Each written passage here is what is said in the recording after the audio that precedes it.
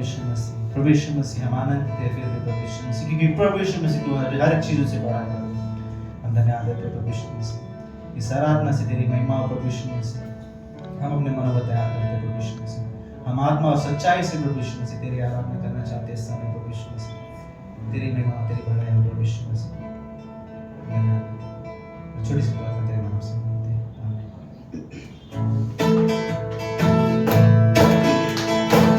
सभी को ताली से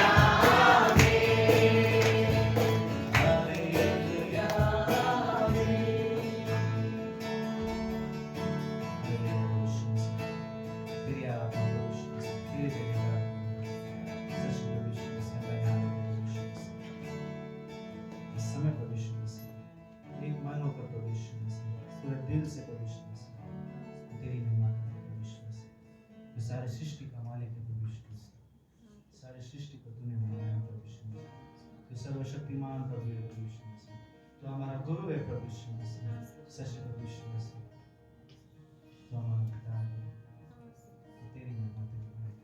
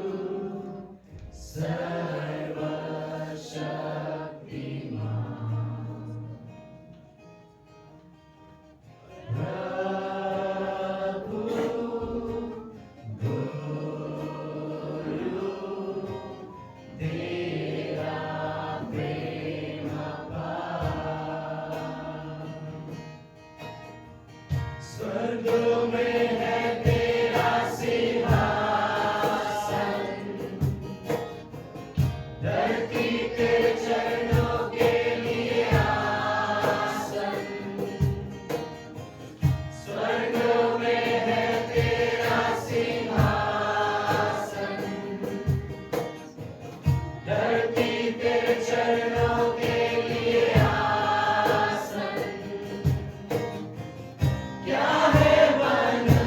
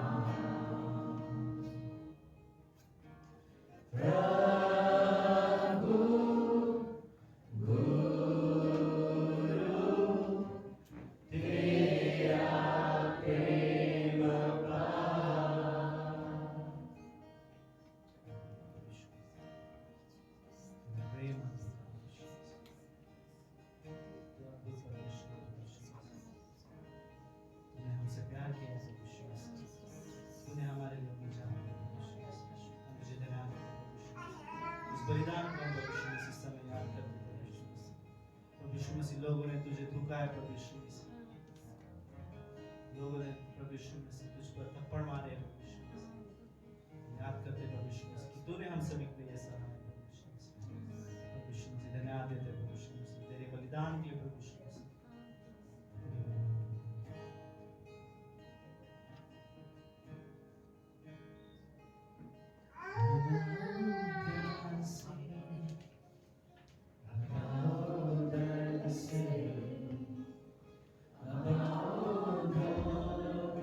अपनी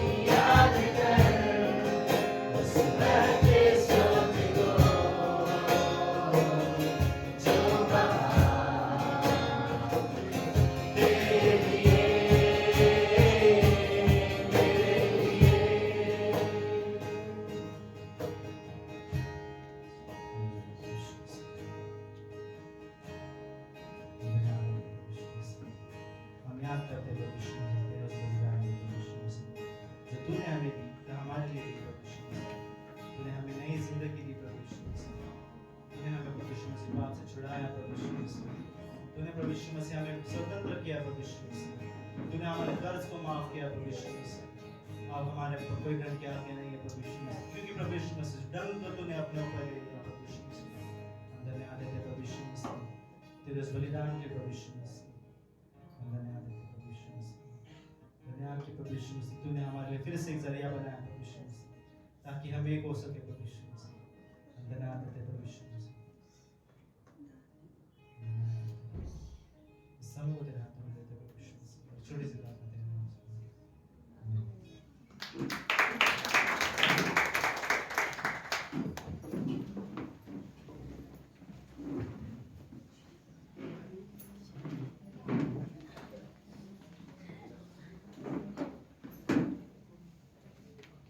आप सभी का स्वागत है आज की इस सभा में। हम परमेश्वर का धन्यवाद देते हैं। राइट, हम परमेश्वर का धन्यवाद देते हैं। क्यों ना हम तालियों से परमेश्वर का धन्यवाद दें। फिर से आप सभी का स्वागत है इस कलीसिया में। अभी प्रभु भोज का समय होगा, सो हम प्रभु भोज के लिए अपने मनों को तैयार करते हैं।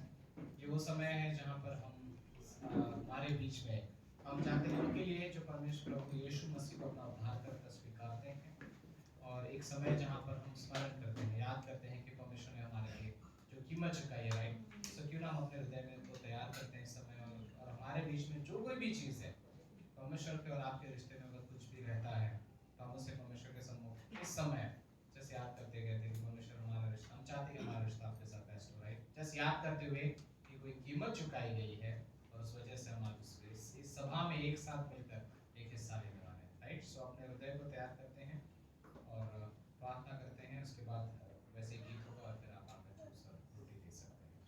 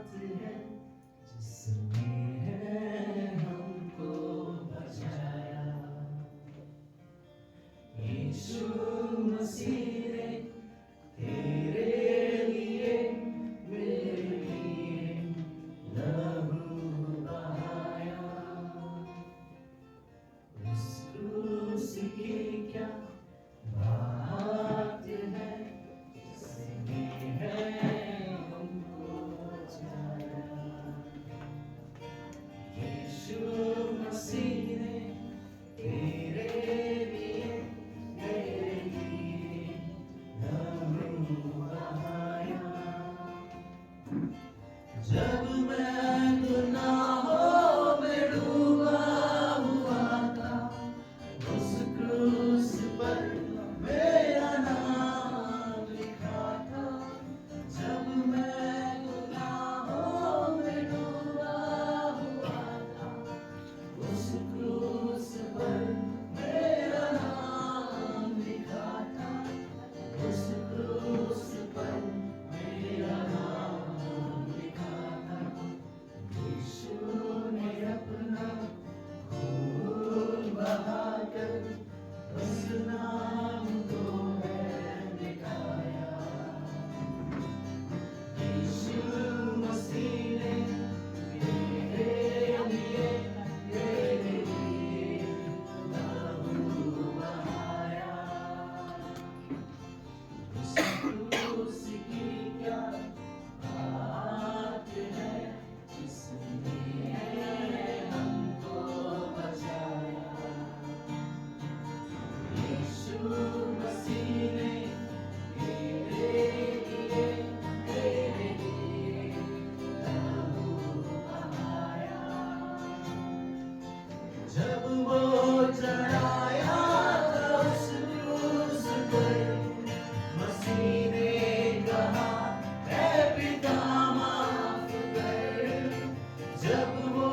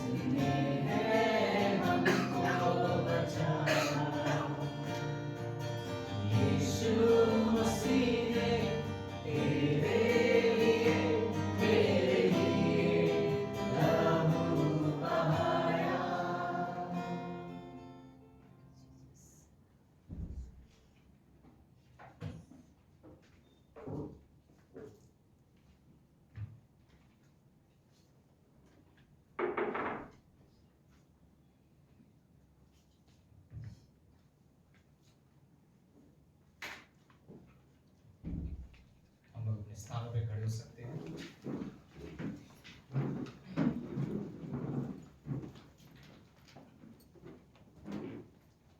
इस समय में जस्ट इंग्लिश में इसको पास ओवर बोलते हैं, जिसका एक्चुअल मीनिंग बड़ा अच्छा होता है कि पास ओवर मतलब गुजरना।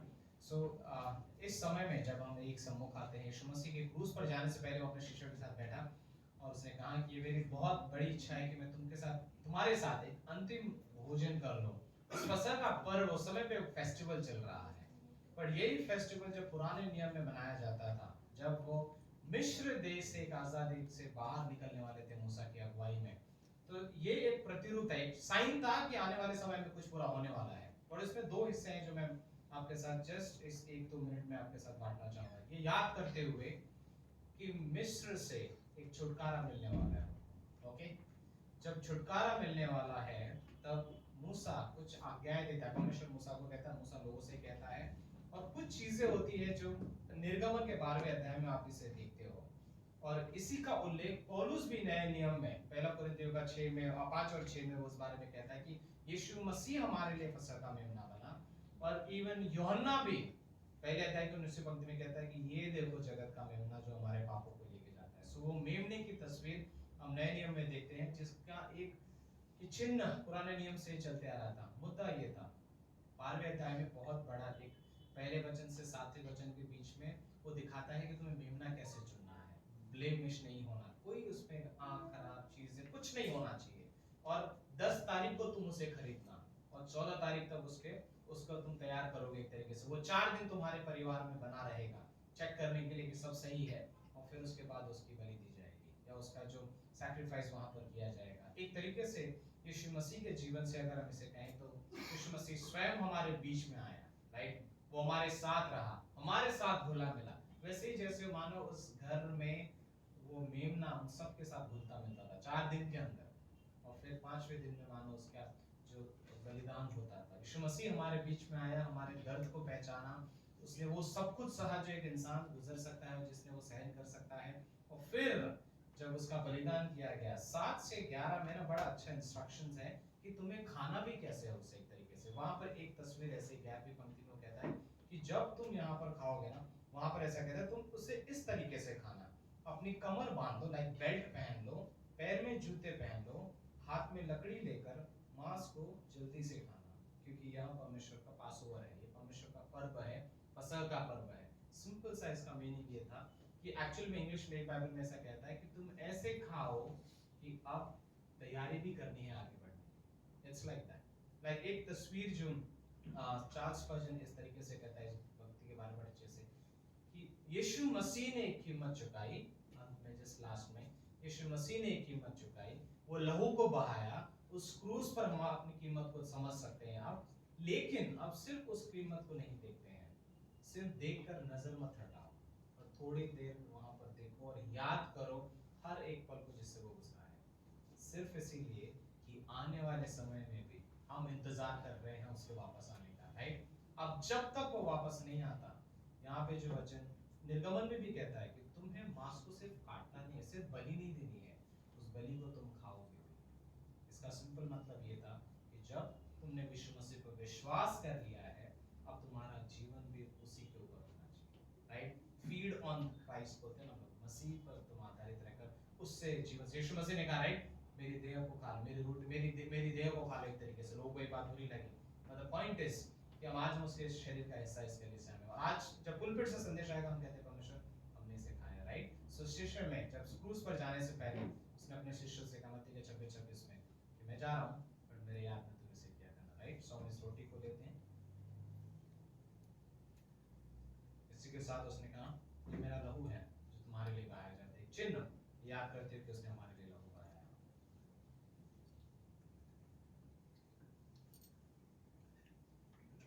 धन्यवाद देते हैं परमेश्वर इस अद्भुत से समय के लिए कि हम इस परिवार में एक सहभागी होकर गॉड हम सच में कहते हैं कि आपने हमें छुटकारा दिलाया है, आपने वो कीमत चुकाई, आपने वो लहू बहाया, बट हम सिर्फ एक नजर नहीं रखना चाहते हैं, उस पर ग्लांस नहीं करना चाहते, बट गेज करना चाहते हैं।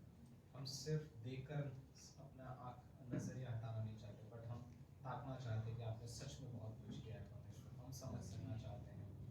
थैंक यू इस चर्च के लिए, हर कोई जो यहाँ पर उपस्थित है, हम में से हर कोई गॉड आपके आपके ज्ञान आपके अनुग्रह में बढ़ता रहे। धन्यवाद हर किसी के लिए जो यहाँ पर उपस्थित है परमेश्वर, उनके जीवन के लिए। थैंक यू इस बॉडी के लिए, इस क्राइस्ट बॉडी ऑफ क्राइस्ट के लिए, इस परिवार के लिए फिर से धन्यवाद परमेश्वर। इस आने वाले समय को आपके हाथ में सौंपते हैं, प्रार्थना प्रभु यीशु के नाम से करते हैं।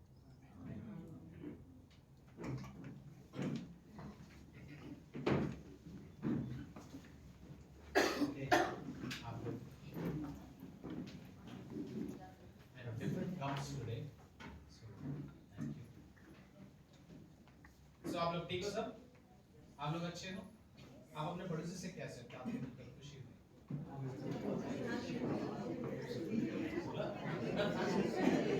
पति पत्नी क्या कहें? ये दोनों सोच रहे हैं, आप क्या कहेंगे? Right? Good. So thank you so much आप लोग जो आए हो फिर से, हर किसी आपकी विश्वास योग्यता के लिए कि जहाँ पर हम कहते हैं कि आप कहते हैं जैसे कि हम संडे को जगह पर जाएंगे, राइट? हम परमेश्वर की आराधना एक साथ करना चाहते हैं। आई डोंट नो बट वो एटमॉस्फेयर बड़ा अलग सा लगता है, पता है? वातावरण बहुत अलग सा लगता है जब हम साथ में मिलकर स्वरूप के जैसे आप हाथ उठाकर गीत गा सकते हो और हम कह सकते हैं परमेश्वर ये जो है ये हमें घर पे नहीं मिलेगा, राइट? हम घर पे प्रार्थना कर सकते हैं, आराधना कर सकते हैं, बट जब हम कलीसिया में आते हैं इस जगह पर हम संपूर्णता मिलती है, परमेश्वर को आप पूरे रूप से आप समझ पाते हो कि एक्चुअली में क्या है। लाइक हम लोग इस तरीके से कहते हैं ना, एक टीचर आपको क्लास में बहुत कुछ सिखा सकती है, बट जब आप लैब में जाओगे साइंस में, लैबोरेटरी में, तब कुछ अलग होता है, राइट? वहां पे कुछ चीजें अलग होती है। जो आपने पुस्तकों में पढ़ा था, जब आप उसे आंखों से देखते थे ऐसा लगता है कि हाँ ये रियल है, राइट? आई थिंक ये जगह है जहाँ पर हम इस तरीके से जमा होते हैं। सो थैंक यू फिर से आप सभी के लिए। तो यह है हमारे विश्व में नया, राइट? हम सारे विश्वासियों के लोग हैं। आप एक और सेंटेंस कह सकते हैं अपने पड़ोसी से, थैंक यू आपके विश्वास योग्यता के लिए। वाह, ये बड़ा अच्छा है, थैंक यू, ये बड़ा अच्छा है, गुड। सो सूचना हमारी जो है, राइट, ऑन बुधवार को प्रार्थना सभा जो होती है, प्रार्थना का समय 9 से लेकर 10 बजे तक। कोई भी प्रेयर रिक्वेस्ट है जो भी आ सकता है प्लीज आना, राइट? और जो भी रिक्वेस्ट हो सकते हैं, अगर हम नहीं भी आ सकते आप पास्टर को दे सकते हैं और फिर हम लोग सच में प्रार्थना करेंगे। इवन उस समय में हम लोग अपने घर से भी प्रार्थना कर सकते हैं अगर कोई नहीं आ सकता है तो। आप जितने भी आपको समय मिले, बट 9 से 10 बजे के बीच में अगर आप प्रार्थना कर सकते हो तो सब प्लीज हर किसी के लिए आप प्रार्थना कर सकते हैं। परमेश्वर आपको जरूर देगा, चेहरे जरूर याद दिलाएगा। बट आई थिंक कहीं ना कहीं एक परिवार होने के नाते मैं ये भी कहता हूँ कि मेरे भाई की लड़ाई मेरी लड़ाई है, मैं उसके लिए भी कुछ कहना चाहता हूँ, राइट? हम उसके लिए प्रार्थना करना चाहते हैं। सो ये प्रार्थना के समय है। फ्राइडे को बाइबल स्टडी मसीह घर पे, वहाँ पे वो रेगुलर है। सैटरडे को बाइबल कॉलेज वापस वही 7 से 9 बजे तक हम सभी से जानते हैं, राइट? एंड देन संडे हम यहाँ फिर से मिलते हैं, राइट? सो ये सूचनाएं हैं। भेंट का समय है, आइए हम प्रार्थना करते हैं भेंट के लिए, जस्ट याद करते हुए कि परमेश्वर हमें देता है ताकि हम उसके भवन को भी दे सके, राइट? उसने आज्ञा दी है तो हम जानते भी है कि वो भी वादा पूरा करेगा। हर कोई वादा परमेश्वर, अगर आपको ये लगता है परमेश्वर ने मुझे वादा दिया है तो आप ये जरूर कहना कि आमीन, परमेश्वर मुझे पता है तूने वादा दिया तो पूरा करेगा। यस एंड आमीन। अगर कोई भी वादा आपको लगता है, राइट, यस एंड आमीन। चाहे शैतान आपसे कहे ये नहीं लगता होगा, यस एंड आमीन। अगर परमेश्वर कहता है कि मैंने तुझे वादा दिया है, यस एंड आमीन। चाहे लोग कहेंगे नहीं हो सकता, यस एंड आमीन। परमेश्वर ने कहा है तो कहा है, राइट? सो प्रार्थना करते हैं भेंट के लिए। परमेश्वर धन्यवाद देते हैं फिर से समय के लिए, दशमांश को आपके हाथ में देते हैं। आप आशीष करना हर एक हाथों को, हर एक व्यक्ति को, जो भी दे पा रहे हैं चाहे नहीं भी देंगे, परमेश्वर साफ जानते हो हर एक चीजों का, हर एक के हृदय को। परमेश्वर थैंक यू कि आपने हमें ऑलरेडी ब्लेस किया। हम जानते हैं हमारे पास बहुत सारे कारण हैं। धन्यवाद परमेश्वर, आपको आभारी होने के। थैंक यू हर एक के लिए परमेश्वर। फिर से आने वाले समय को आपके हाथ में सौंपते हैं। ये प्रार्थना प्रभु यीशु के नाम से करते हैं, आमीन।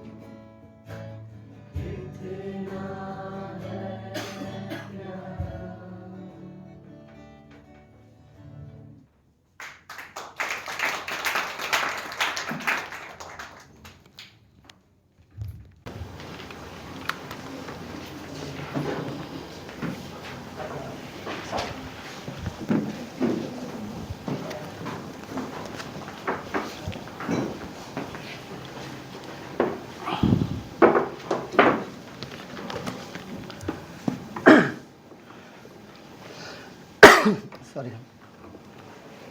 ओके, हम अपनी जगह पे खड़े होते हैं कुछ पंक्ति पढ़ने के लिए। लूका का मत्ती का 8वां अध्याय।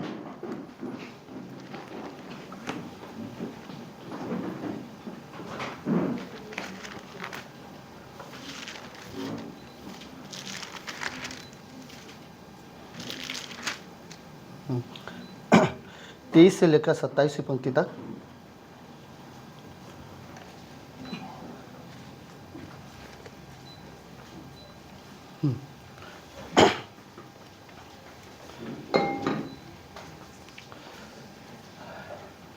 ओके, इसमें लिखा है, जब वो नाव पर चढ़ा तो उसके चेले उसके पीछे हो गए।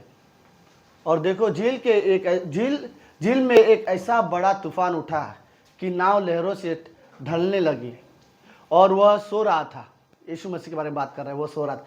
तब चेलों ने पास आकर उसे जगाया और कहा, हे प्रभु, हमें बचा, हम नष्ट हुए जाते हैं। उसने उनसे कहा, हे अल्पविश्वासियों, क्यों डरते हो? तब उसने उठकर आंधी और पानी को डांटा और सब शांत हो गया। 27 पंक्ति। और वे अचंभा करके कहने लगे, ये कैसा मनुष्य है कि आंधी और पानी भी उसकी आज्ञा मानते हैं। ओके, भजन संहिता का और एक किताब वह से उसका 107 और 29वीं पंक्ति।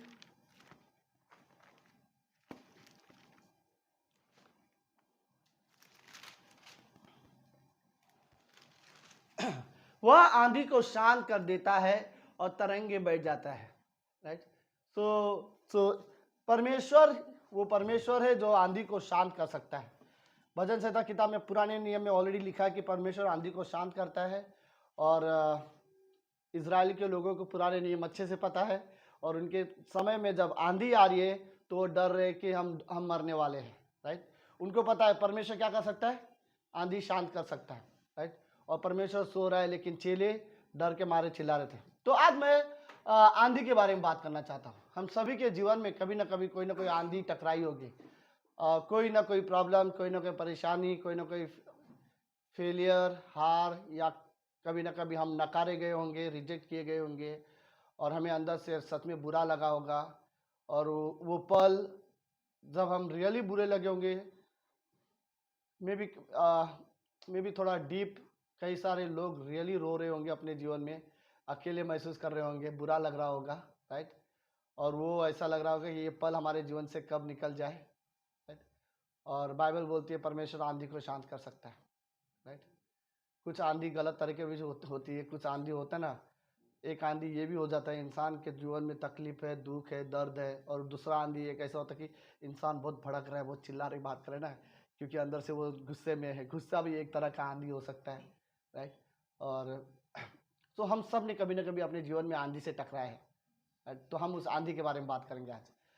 प्रार्थना करते हैं। प्रभु यीशु, हम धन्यवाद देते हैं आज के दिन के लिए और एक सुंदर समय के लिए। पिता, आप रियली पवित्र परमेश्वर हो।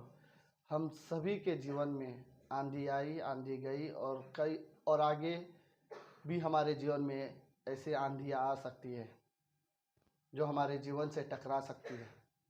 लेकिन प्रभु यीशु, हम जानते हैं कि आप आंधी को शांत कर सकते हो। सिर्फ आप वो परमेश्वर हो जो आंधी को शांत कर सकते हो। हमारे जीवन में कठिन परिस्थितियों को प्रभु आप हमारे हल हो। हम आप पर भरोसा करना चाहते हैं, हम आप पर विश्वास करना चाहते हैं। प्रभु यीशु, इस कलीसिया को आप रियली आशीष देना पिता। इस कलीसिया में जो लोग हैं प्रभु यीशु, हम आपसे प्रेम करने वाले बनना चाहते हैं। हम इसलिए है क्योंकि आपने हमें चुना और आपने हमें यहाँ पर रखा है। प्रभु, हमारा ये निर्णय है गॉड कि हम आपके प्रति विश्वास योग्य बने रहना चाहते हैं। चाहे हमारे जीवन में कोई भी आंधी तूफान आने दो, प्रभु हम आपके लिए विश्वास योग्य बने रहना चाहते हैं। प्रभु, हमारे जीवन की हर कठिन परिस्थिति में हमें आपकी ओर देखना सिखाओ। हम ऊपर देखें, हम हमारे परमेश्वर की ओर देखें और उससे हम प्रार्थना कर सकें। धन्यवाद प्रभु यीशु मसीह। ये प्रार्थना यीशु मसीह के नाम से करते हैं। आमीन, आमीन। अब सब लोग बैठ सकते हैं।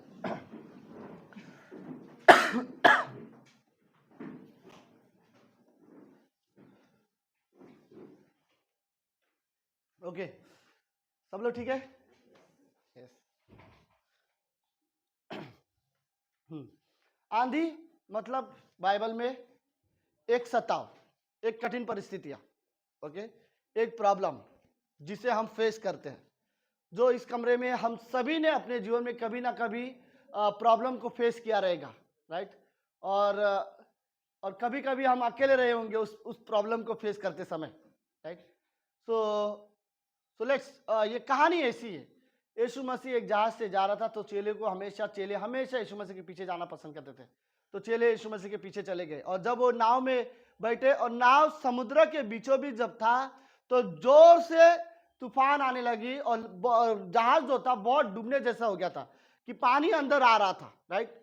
और ऐसी स्थिति में यीशु मसीह उस जहाज के अंदर जाके साइड में सोया हुआ है, और चेले डर गए कि अब हम मरने वाले हैं। और इमेजिन करो, आप रियली इमेजिन करो, अगर समुद्र के बीचों बीच जाने के बाद और इतना बड़ा तूफान आए और फिर आपका जहाज हिल रहा हो, और फिर आपको ऐसा लगे अब कोई रास्ता नहीं है, राइट, कोई जरिया नहीं है, पानी आपके कंट्रोल में नहीं है, और हवा जो आ रही है, जो तूफान आ रहा है उसके वजह से, राइट।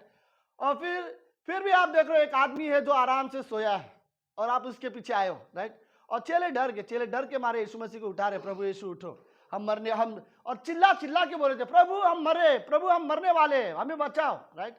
और यीशु मसीह उठा और उनको देखा, और चेलों को सबसे पहले पूछता है, कहाँ है तुम्हारा विश्वास, राइट। यीशु मसीह ने अपने चेलों को डरते हुए देखा, तो यीशु मसीह को अच्छा नहीं लगा, राइट। उनका डरना, उनका चिल्लाना ये साबित कर रहा था कि वो विश्वास नहीं कर रहे, वो डर रहे कि वो लोग मरने वाले हैं, राइट। वो भूल गए कि उनके साथ परमेश्वर है, ओके। और यीशु मसीह ने उन्हें डांटा, फिर उन्हें डांटने के बाद यीशु मसीह बोलते, तुम्हारा विश्वास कहाँ है।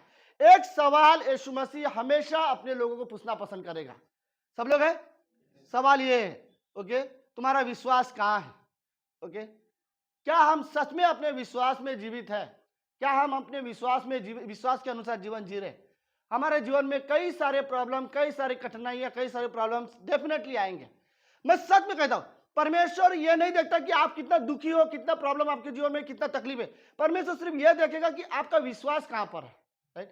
क्योंकि परमेश्वर चाहता है कि आप परमेश्वर पर भरोसा रखो, ओके। परमेश्वर रियली आज भी परमेश्वर चाहता है हम सब परमेश्वर पर भरोसा करें, हमारे जीवन के लिए, हमारे भविष्य के लिए, हमारे घर, हमारे परिवार के लिए हम परमेश्वर पर भरोसा करें, राइट। और खाली भरोसा नहीं है, अगर आपको परमेश्वर से भरोसा है तो परमेश्वर से प्रार्थना करो, राइट। अपने बच्चों के लिए प्रार्थना करो। मैं रियली वर्ड करना चाहता हूँ, सब लोग है, सच में सुनो, ओके। अपने बच्चों के लिए प्रार्थना करो कि वो प्रभु में बढ़े, ओके। प्रार्थना करो कि बड़े होंगे तो वो अविश्वासी की तरह ना रहे, वो संसार में ना भटके। संसार में कई सारी चीजें गलत होते हैं, हमें पता है कितनी आसानी से संसार में बुराइयां होती है। मैं और क्लियरली बोलूं, आज की तारीख में किसी की नजर में ना ये बुरा है ही नहीं शराब पीना, लेकिन संसार में कई सारे यंगस्टर बड़े आसानी से करते हैं। माँ बाप को पता है, कई सारे माँ बाप को पता होते हैं कि उनके बच्चे शराब पी रहे, गलत चीजें कर रहे, लेकिन कुछ नहीं कर पाते, कुछ नहीं बोल पाते। मैं रियली बोल करना चाहता हूँ कि बच्चों के लिए प्रार्थना करने की जरूरत है। हमें अपने बच्चों के लिए प्रार्थना करने की जरूरत है, राइट। हमें उनकी रियली चीजें, देखो आप ये सोचते हो मैं मेरे बच्चों को सिखा दूंगी, सही है कि आप सिखाओगे, मैं ये नहीं बोल रहा हूँ कि माँ बाप नहीं सिखाएंगे, लेकिन उनके पास संसार के दोस्त होंगे जिनसे वो गलत चीजें भी सीख लेते हैं। और कई बार फिर एक समय आ जाएगा कि हम बताएंगे लेकिन वो नहीं सुनेंगे। उससे पहले कि हम उन्हें बच्चों को ना, सच में बोलो, एक चीज सबसे अच्छा सिखाना है ना, तो वो ये सिखाओ, परमेश्वर का भय मानना सिखाओ, राइट। क्योंकि वो भी संसार में जाने वाले हैं, वो स्कूल जाएंगे, वो जॉब करेंगे, वो बाहरी काम करने वाले हैं, राइट। उन्हें इस संसार में रहना है, लेकिन संसार में रहकर भी संसार की तरह नहीं बनना है, उन्हें सिखाना है। तो संसार में रहकर भी संसार की तरह नहीं बनना है ना, तो उन्हें सिखाओ कि परमेश्वर का भय माना करें, राइट। हमें रियली जरूरत है। और अपने बच्चों को सिखाओ, राइट, कि हमें परमेश्वर पर भरोसा करना चाहिए, और हमें खुद को परमेश्वर पर भरोसा करना चाहिए कि मुझे परमेश्वर पर भरोसा करना है। मैं कैसे मैं समझाऊं इससे को, ओके। अगर मुझे किसी को बोलना है, ओके, कि क्या कैसे इलस्ट्रेशन दूं, अगर मुझे किसी को बोलना है कि तेरा नाम भूल गया, संजू, राइट, संजू देख वो परमेश्वर का मार्ग है, उसमें जा, राइट, और उसको फॉलो कर, तेरे लिए वो अच्छा रहेगा, राइट। वो उसी को जीवन में परमेश्वर पर विश्वास करता रहे। ये अगर मैं बोलूं तो ये सच में तरीका नहीं है, ओके। अगर बेस्ट तरीका है, आपको पता है वो परमेश्वर है, तो उसको लेके चलो वहां पर, राइट, कि हमें परमेश्वर के साथ जाना है, हमें परमेश्वर के पीछे जाना है, राइट। तो अगर आपको ऐसा दिखाना है कि अपने बच्चों को कि ये परमेश्वर का मार्ग है, तो पहले हमें चलना है और फिर हमें अपने बच्चों को लेके आना है, राइट। क्योंकि एक समय के बाद उनके जीवन में भी ऐसी आंधी ऐसी तूफान आएंगे जिस समय में वो अकेले को उनको लड़ना है, राइट। हर बार हम साथ में नहीं रहेंगे। तो रियली उनके बच्चों को रियली सिखाओ कि परमेश्वर का भय मानना सीखो, राइट। Okay, let's. तो इस कहानी में ओके, फिर आंधी आने के बाद यीशु मसीह आंधी तूफान को शांत कर देता है। उसके बाद चेले आपस में बात करते हैं, ये कौन है जिसके इसकी बातें तो ये पानी और तूफान भी, आंधी भी इसकी सुनते हैं, राइट। और वो शॉक होकर ये आपस में ये बात कर रहे थे। ओके, तो इसी कहानी के बारे में अगर हम लोग कुछ चीजें सीखते हैं, तो पहली चीज, आंधी क्या है। ओके, आंधी 3 प्रकार के होते हैं। पहले आंधी एक शारीरिक प्रकार की होती है। एक प्रॉब्लम्स होते हैं, हमारे शारीरिक प्रकार के प्रॉब्लम्स आते हैं, राइट। हमारे व्यक्तिगत जीवन में कोई भी प्रॉब्लम आ सकता है। दूसरा आंधी हो सकता है एक इमोशनली आंधी आ सकती है, राइट। कि कई बार इंसान को बहुत इमोशनल कर दे, बहुत भावुक कर दे, और भावुकता में वो हमेशा जीवन जी, ये इमोशनल है, मुझसे कोई प्रेम नहीं करता, मुझसे मेरी कोई चिंता नहीं करता, ये सारी चीजें इमोशनल है। हम हमेशा अगर इमोशनल रहे, अपन शैतान रियली चाहता है विश्वासी हमेशा बच्चों की तरह व्यवहार करें, राइट। हमें रियली बड़े हो जाना चाहिए। ओके, तो कई बार आंधी जो होती है ना, बहुत इमोशनल होती है कि हमें बहुत इमोशनल कर देती है, राइट। सो तीसरी आंधी होती है जो आत्मिक होती है, को लोगों की आत्मिक जीवन पे अटैक करती है ताकि वो आत्मिकता में कमजोर रह सके। ओके, तो ये सारे आंधी है हमारे जीवन में आएंगी और हमें अपने जीवन की आंधियों को समझने की जरूरत है। ओके, कई सारे प्रकार की आंधी हो सकती है। ओके, मैंने कुछ आंधी मैं आप लोगों के साथ पढ़ता हूं। कई प्रकार की आंधी हो सकती है। लालच एक प्रकार की आंधी है, बाय द वे। ओके, अगर किसी के पास कोई चीज अच्छी है तो ठीक है, ओके, बट अगर मुझे किसी चीज का लालच है तो ये मेरे दिमाग में चलने वाली एक आंधी है, जो तूफान जो चल रहा है। क्यों मैं दूसरों की चीजों की लालच करूं? ये आंधी हमें समझने चाहिए। ओके, दूसरी चीज, परीक्षा का समय भी हमारे लिए आंधी है। जीवन में कोई भी कठिन परिस्थिति हो तो समझो ये मेरे जीवन का एक आंधी है, राइट। और मुझे अपनी आंधी में विश्वास होकर बने रहना है। हर एक नकारात्मक सोच होती है, जो नेगेटिव थॉट होती है। नेगेटिव थॉट सबको पता है, नकारात्मक, हर बार उल्टा ही सोचते रहना, राइट। हर बार बुरा ही सोचते रहना, राइट। ये भी एक तरह का आंधी है। हम हमेशा लोगों के लिए नकारात्मक सोच अच्छी नहीं है विश्वासी लाइफ में, राइट। कि आप हमेशा नकारात्मक नेगेटिव थॉट सोचते रहो लोगों के लिए। ओके, ये नेगेटिव थॉट्स कैसे भी हो सकता है। ओके, पता नहीं मेरे साथ ये अच्छा क्यों नहीं होता, ये नेगेटिव थॉट है, राइट। उसके साथ अच्छा क्यों होता है, मेरे साथ अच्छा क्यों नहीं होता। ऐसे हजार तरह के नेगेटिव थॉट है, हमें रियली समझना चाहिए। ओके, हमें नेगेटिव थॉट में सच में, और ये शैतान है हमारे मन में नेगेटिव थॉट लेकर। याद है अदन की बगीचे में, बोल रहा, कैन और हाबिल के जीवन में जब परमेश्वर ने हाबिल का भेंट ग्रहण किया, कैन का भेंट जब ग्रहण नहीं हुआ तो एक नेगेटिव थॉट उसके मन में डाला गया कि देख तेरा भेंट नहीं ग्रहण किया, परमेश्वर ने तेरा भेंट, परमेश्वर ने उसकी भेंट ग्रहण किया। इसका मतलब क्या है? परमेश्वर उससे प्यार करता है, उसके जीवन से खुश है, तेरे जीवन से खुश नहीं है। फिर कैन ने क्या सोचा? वही नेगेटिव थॉट की वजह से उसने बाद में अपने भाई को मार दिया, राइट। तो कई बार नेगेटिव थॉट एक आंधी होती है। ओके, फेलियर भी एक तरह की आंधी है। ओके, हम सब अपने जीवन में फेल हुए हैं, कोई चीज करना चाहते हैं और असफल हो जाते हैं, राइट। ऑफिस में हो सकता है कोई बहुत सक्सेस हो ऑफिस में और हम फेल हो जाए। ओके, हो सकता है एग्जाम में हम फेल हुए हो। लेकिन एक बात सच है, जब भी कोई इंसान अपने जीवन में फेल होता है तो वो किसी का सामना करना नहीं पसंद करता, वो अकेले रहना ज्यादा पसंद करता है कि चुपचाप अकेले घर पे बैठे रहो। अगर आप अपने जीवन में सक्सेस हो या पास हुए हो तो आपको खुशी होगी कि जाके सबके सामने बोलो मैं पास हो गया, राइट। एक खुशी से आप जाके बोलोगे मैंने एग्जाम पास करा लिया, राइट। लेकिन अगर आप फेल हो जाओगे तो आप क्या करोगे? आप अपने घर में अकेले बैठे रहोगे। पता है प्रॉब्लम क्या है? आपको एक बात बताऊं, फेल होना कोई बुरी बात नहीं है। ओके, मैं ये नहीं कह रहा हूं आपके बच्चों को अभी एग्जाम चल रहा है लेकिन मैं जीवन के बारे में बात कर रहा हूं। ओके, कि जीवन में सच में अगर आप कोई फेल हो जाओ ना, इसमें कोई बुरा नहीं। क्या बुरा होगा? क्या होगा? कोई नहीं होगा। हमें लगता है वो मेरा मेरे फेलियर के बारे में वो सोचता रहेगा, मेरे फेलियर के बारे में वो भी सोचता रहेगा, इसलिए फिर मैं लोगों के सामने नहीं आता। कोई नहीं सोचता आपके फेलियर के बारे में, राइट। आप अगर फेल हो तो कोई बात नहीं, आप अपना हार मत मानो, राइट। तो कई बार हमें अकेले बैठने का प्रॉब्लम, बट प्रॉब्लम पता है क्या है? जब मैं अकेला रहूंगा ना, मैं उस फेलियर के साथ ही जीवन जीने की कोशिश करता हूं। मुझे बाहर आने की जरूरत है, राइट। हम हमेशा उसी फेलियर में जीवन नहीं जी सकते। तो ये कई प्रकार के आंधी है जिसे हमें समझने की जरूरत है। ओके, आंधी का काम क्या है? टकराना, राइट। आंधी आती है तो क्या होता है? लहरें जहाज के साथ क्या हो रही थी? टकरा रही थी, राइट। तो आंधी का रियल काम है। तो यह आंधी है ना, कभी पता नहीं पड़ा कई सारे लोगों के हृदय के साथ टकराएगी, ओके। और लोग अच्छे हृदय को वो खराब करने की कोशिश करेंगे, राइट। कुछ आंधी हमारे इमोशंस के साथ टकराती है, राइट। हम इमोशनली बहुत अच्छे हैं, जब बहुत खुश थे अचानक निराश हो जाएंगे, राइट। अचानक गुस्सा हो जाएंगे किसी के ऊपर, हमारे साथ अच्छा नहीं हो तो गुस्सा हम दूसरों पर निकालेंगे। अचानक ये आंधी हमारे अचानक हमारे भावनाओं के साथ टकराती है और बहुत ज्यादा भाव, मैं रियली वर्ड बोलना चाहता हूँ, विश्वासी के लिए ये अच्छी चीज नहीं है कि वो हमेशा भावुक रहे, ओके। ये शैतान है जो हमें भावुक करना चाहता है कि हम हमेशा इमोशनली रहे। नहीं, हमें सच्चाई में जीवन जीने की जरूरत है। ठीक है, कोई स्थिति में इमोशनल हूं तो ठीक है, उससे बाहर आ जाओ और फिर अपनी सच्चाई में जीवन जीने की कोशिश करो, राइट। तो ऐसे इमोशन रोज आएगी, मेरे इमोशन के साथ टकराएगी और मुझे याद दिलाता रहेगा मैं मेरे साथ अच्छा नहीं हो रहा है, अच्छा नहीं हो रहा है, अच्छा नहीं हो रहा है, और फिर हमेशा मैं दुखी होते बैठा रहूंगा, राइट। तो यह आंधी कई बार ना हमारे रिश्ते के साथ भी टकरा सकती है।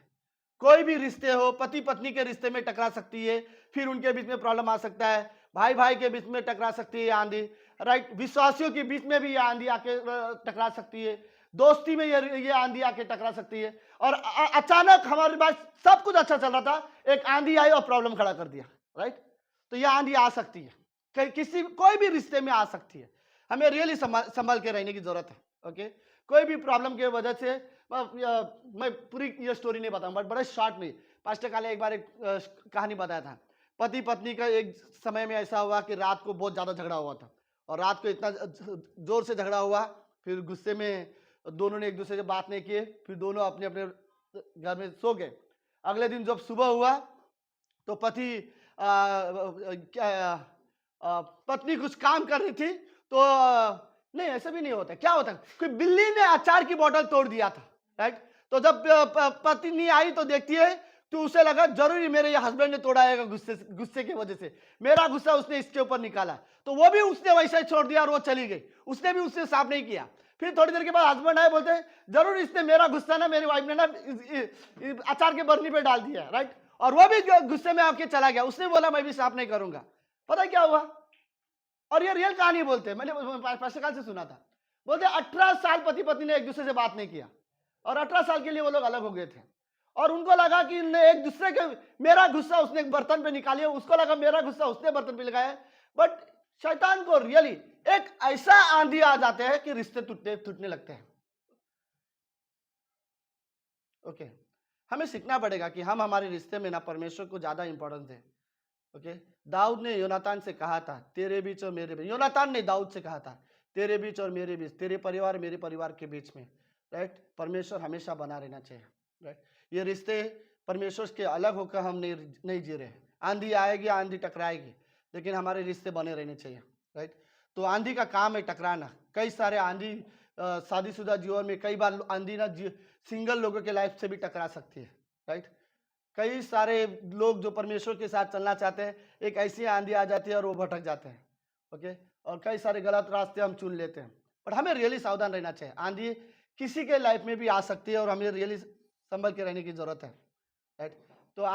तो यह आंधी का काम है। पता है आंधी का दूसरा काम क्या है? आंधी हवा का दूसरा काम क्या होता है? सब लोग है? हाँ, तो हवा का दूसरा अच्छा काम ये है, राइट, कि वो आग बुझा देता है, राइट। आप कहीं भी दिया लगा रहे हो, जोर से हवा आएगा तो आंधी आए तो क्या होगा? सब बुझ जाएगा, राइट। कई बार विश्वासी के अंदर ना एक जोश है परमेश्वर के लिए, मुझे उसकी आराधना करनी है, मैं उससे प्रेम करता हूँ, और मुझे प्रार्थना करना पसंद है, मुझे परमेश्वर के बाइबल पढ़ना पसंद है।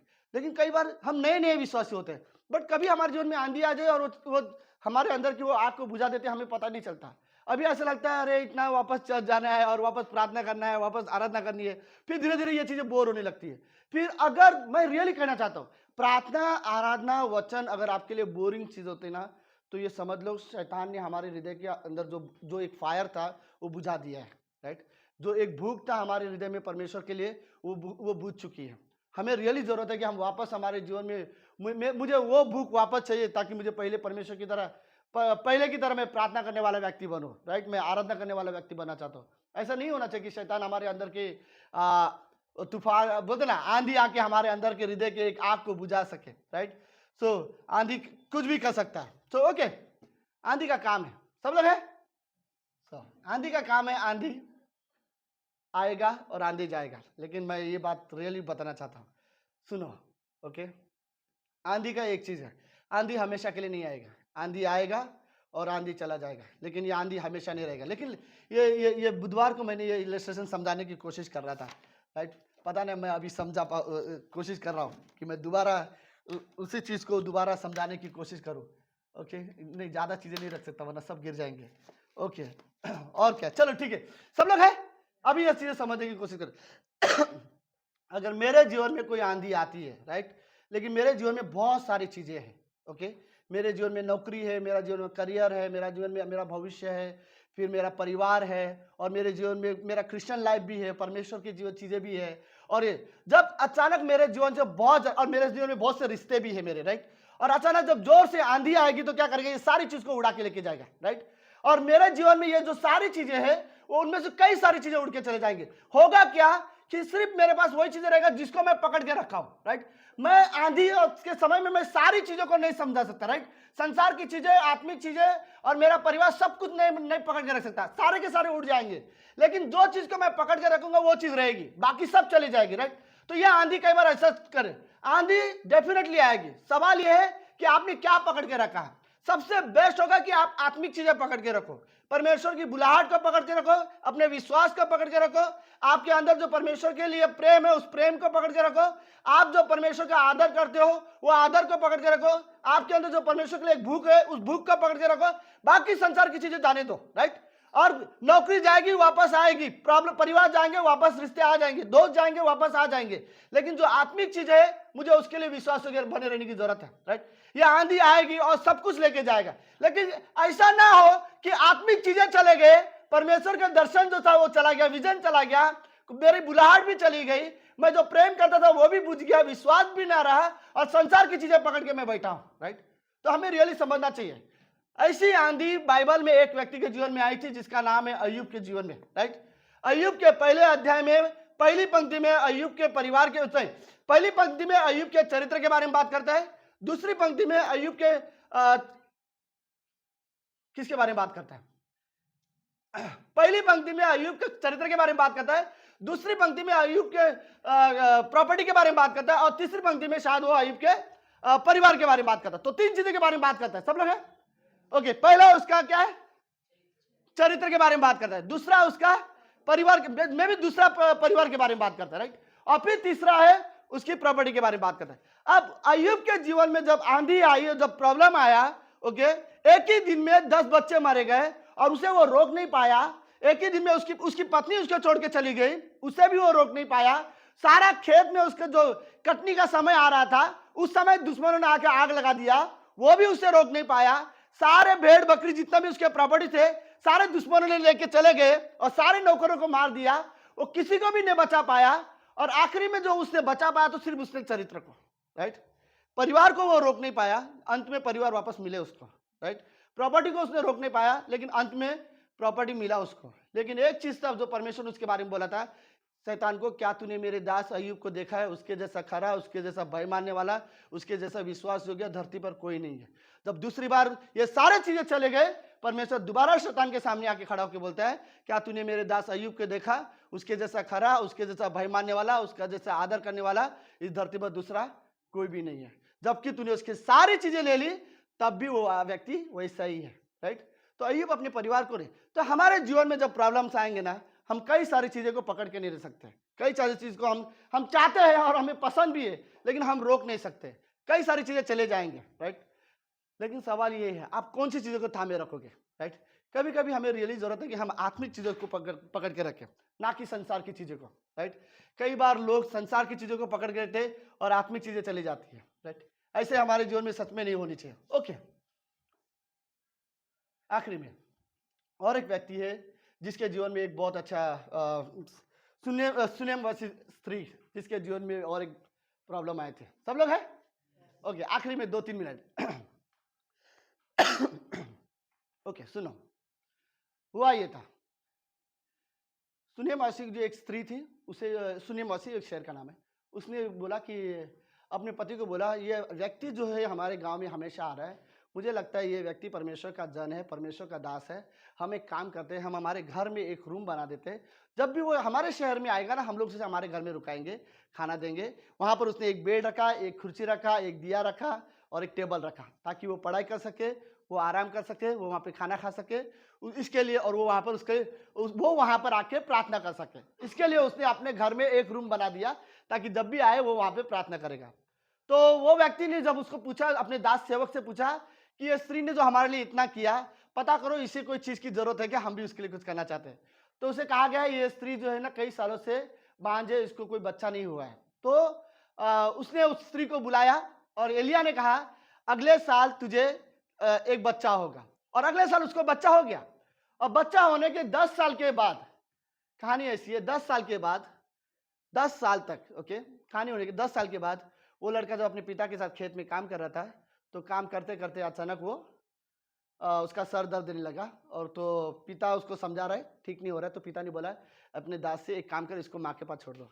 जब माँ के पास उसको छोड़ दिया, तो अब वो लड़का क्या है, माँ के पास है, ओके, उसका सर दर्द रहा है। तो उसकी वो थोड़ा, पिता अलग होता है, सॉरी यार, ओके, पिता अलग होता है और माँ अलग होती है, राइट। सो माँ ने क्या किया, उसे अपने पास बुलाया बच्चे को और उसके अपनी गोदी पे रखा और उसको सुलाया था, ओके। और माँ क्या कर रही थी, लगातार उसके सर दबा रही थी ताकि वो शांत हो जाए।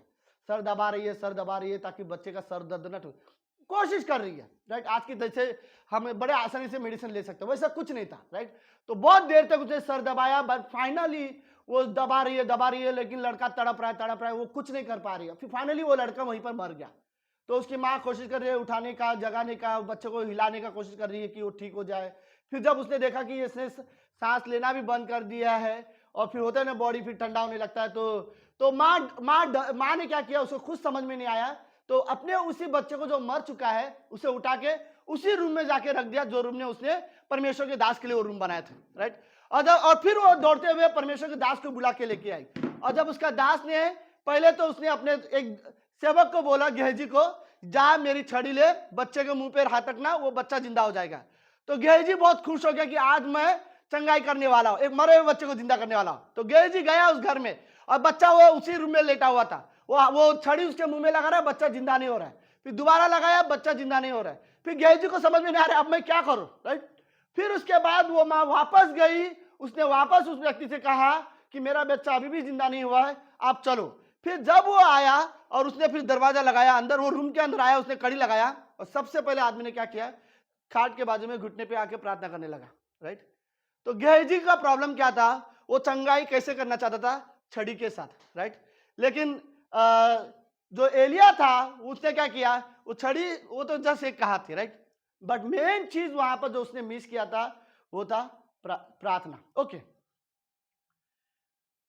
मुझे रियली पसंद, जब ये स्त्री के जीवन में एक आंधी आई थी कि उसका बेटा उसके गोदी में मर रहा है, वो सर दर्द दे रहा है, चिल्ला रहा है, रो रहा है और वो उसे शांत नहीं कर पा रही थी। वो सोच रही है मैं क्या करूं, वो कुछ समझ में नहीं आ रहा। जब उसका बेटा वहीं पर मरा, तो उस स्त्री ने क्या किया, अपने बच्चे को लाके वहीं पर रख दिया जहां पर उसने परमेश्वर के दास के लिए एक रूम बनाए थे। मेरा कहने का मतलब यह है, हमारे जीवन में ना एक कमरा होनी चाहिए जो प्रार्थना का हो, राइट। एक जगह होनी चाहिए जो प्रार्थना का हो। अगर जब भी प्रॉब्लम आए हम प्रार्थना कर सके, जब भी हमारे जीवन में परिस्थिति आए हम प्रार्थना कर सके, हम हमारे प्रॉब्लम्स, हमारे परेशानियों को लेकर हम उस रूम में चले जाए जहां पर हम प्रार्थना कर सकते हैं और उस रूम में जाकर हम परमेश्वर को दे सकते हैं। 10-12 साल से उस लेडी ने उस इंसान के लिए एक कमरा अपने रूम में बनाया था ताकि वो आके आराम करे, वो आके प्रार्थना करे। लेकिन जब उसका बेटा मरा तो उसी रूम में जाके उसने अपने बेटे को रख दिया और जब वही व्यक्ति आया और उस व्यक्ति ने उसके लड़के को जिंदा कर दिया। तो कभी कभी हमारे जीवन में है आंधी तूफान कई बार आएगी और वो हम कभी नहीं संभल पाएंगे अगर हमारे जीवन में प्रार्थना का कमरा नहीं हो तो, राइट। आप सब लोग समझ रहे हो, कमरे का मतलब ये नहीं बोल रहा हूं कि मैं कमरे की बात कर रहा हूं, मैं ये बात कर रहा हूं कि आपके जीवन में प्रार्थना का एक समय होना चाहिए, राइट। तो अगर आप प्रार्थना करने वाले व्यक्ति हो और विश्वास करने वाले व्यक्ति हो तो आंधी तूफान तो हमारे जीवन में डेफिनेटली आएगी, लेकिन एक चीज अच्छा है कि हम प्रार्थना करना जानते हैं, राइट। हम परमेश्वर पर विश्वास करना जानते हैं, परमेश्वर आंधियों को शांत कर सकता है। हर एक व्यक्ति के जीवन में आंधी आ सकता है, राइट। बाय द वे मैं लास्ट में अगर मैं कुछ चीज़ बोलूँ तो वो ये रहेगा कि हमें लोगों को रिस्पेक्ट करना चाहिए। सब लोग हैं, अगर कोई भी व्यक्ति कठिन परिस्थिति में हो सकता है, हमें उनके लिए सच में प्रार्थना करने की ज़रूरत है। अगर आपको पता है कोई व्यक्ति प्रॉब्लम में है तो उसके लिए प्रार्थना करो, राइट। सच में ज़रूरत है कि हम एक दूसरे के लिए प्रार्थना करें। हमें नहीं पता ये आंधी सभी के जीवन में आएगी और सभी से टकरा सकते हैं। पता है यीशु मसीह जहाज में था, इसका मतलब ये नहीं कि अब आंधी नहीं आएगी। आंधी डेफिनेटली आएगी और आंधी आएगी, राइट। और मुझे सबसे अच्छा लगता है इस जहाज पे कि ओके यहाँ पर बोट है और बोट में यीशु मसीह है और यीशु मसीह क्या कर रहा है? क्या कर रहा था यीशु मसीह? सो रहा था, राइट। लेकिन अच्छा मुझे तब लगा जब गतसमनी के बगीचे में जब यीशु मसीह है और वहां पर भी 12 चेले हैं, लेकिन वहां पर कोई क्या कर रहे? 11 चेले थे, राइट। तो वहां पर 11 चेले क्या कर रहे थे? सो रहे थे और यीशु मसीह क्या कर रहा था? प्रार्थना कर रहा था, राइट। सुनो क्या कारण था पता है? यीशु मसीह को पता था ये जहाज से अगर लोग डूबेंगे तो सिर्फ शारीरिक मृत्यु होगी और कुछ नहीं होगा, राइट। इसलिए यीशु मसीह को इतना प्रॉब्लम नहीं था। लेकिन गतसमनी के बगीचे में जो प्रॉब्लम था, जो आंधी आ रही थी, वो अनंत जीवन का था, राइट। अगर वहां पर अगर यीशु मसीह सीरियसली प्रार्थना नहीं करेगा तो प्रॉब्लम था, क्योंकि वो अनंत जीवन देने के लिए अगले दिन क्रूस पर जाने वाला था। तो बोट पे जो जहाज पे जो आंधी आया वो इतना जरूरी नहीं था, इसलिए प्रभु रिलैक्स थे, राइट। लेकिन गतसमनी के बगीचे में जो आंधी आया वो बहुत डेंजर था। उससे अगर वहां यीशु मसीह फेल हो जाता तो हमें कभी उद्धार नहीं मिलता। लेकिन इसलिए यीशु मसीह उस आंधी में यीशु मसीह प्रार्थना कर रहा है। लेकिन चेले को यीशु मसीह ने कहा उठो और प्रार्थना करो, लेकिन चेले प्रार्थना नहीं कर पाए, राइट। क्योंकि वो ऐसी आंधी थी कि शैतान सच में नहीं चाहता कि कोई यहाँ पर प्रार्थना कर सके, क्योंकि वो बहुत बड़ा दिन था, राइट। कि यीशु मसीह हमारे लिए क्रूस पर मरने के लिए एक तैयारी कर रहा था और पिता से बात कर रहा था, राइट। और अगले दिन जो यीशु मसीह क्रूस पर जाने वाला था वो आंधी सबसे बड़ा था।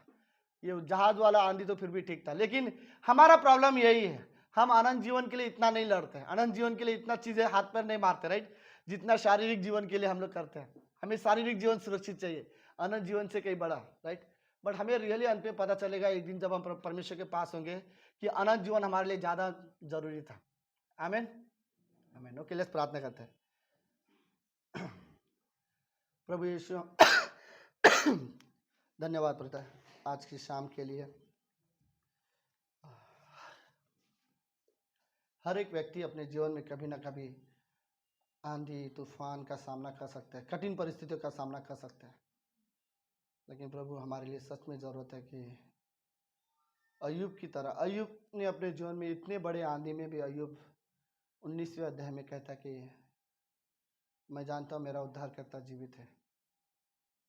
प्रभु हम रियली जानते हैं हमारा उद्धारकर्ता जीवित है और वो हमारे जीवन की आंधी शांत कर सकता है। धन्यवाद परमेश्वर पिता,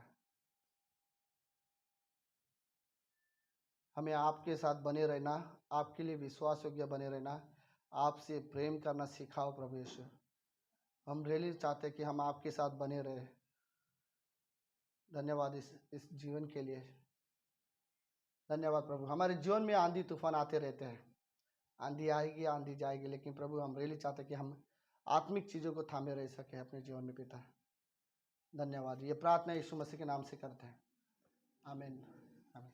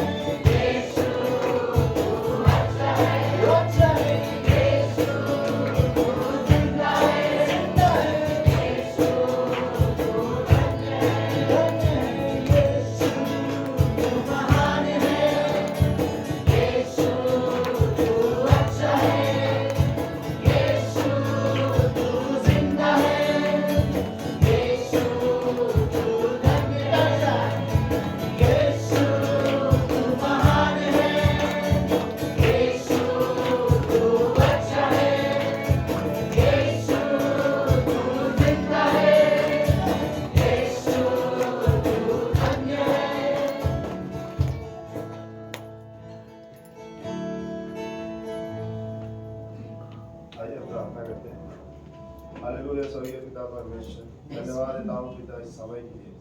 धन्यवाद देता हूँ आपकी उपस्थिति के लिए पिता परमेश्वर। धन्यवाद देता हूँ आपके उस वचन के लिए जो आपने अपने दास के जरिए हमसे बातें की कि हमारे जीवन में आंधी आती है प्रभु, लेकिन उस आंधी में सामर्थ देने वाला और सहारा देने वाला परमेश्वर आप ही हैं पिता। उस आंधी से बचाने वाला भी परमेश्वर आप ही हैं प्रभु, क्योंकि आप हमारे हृदय में हैं परमेश्वर।